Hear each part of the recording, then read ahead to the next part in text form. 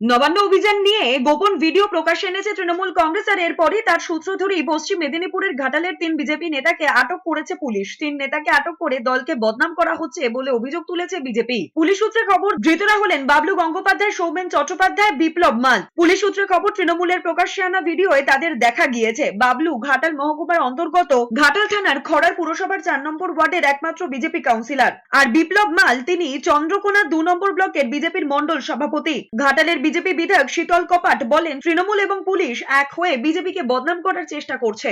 এই ধরনের কি ভিডিও হয়েছে আমি নিজেও জানি না, আর এই ধরনের যে সমস্ত আপনি মন্তব্য বলছেন, এই মন্তব্যের সাথে আমার কোনো যোগসাজশ নেই। মানুষ খুন করার কথা অকপটে কালকে আন্দোলনের নাম করে, নবান্ন অভিযানের নাম করে ছাত্রদের উস্কে দেওয়ার যে চেষ্টা হয়েছে, সেটা একদম কেন্দ্রীয়ভাবে বিজেপির এটা এজেন্ডা, এবং সেটাকে ইমপ্লিমেন্ট করার জন্য এই ধরনের আলপটকা কথা ওনার মুখ দিয়ে হয়তো বেরিয়ে গেছে।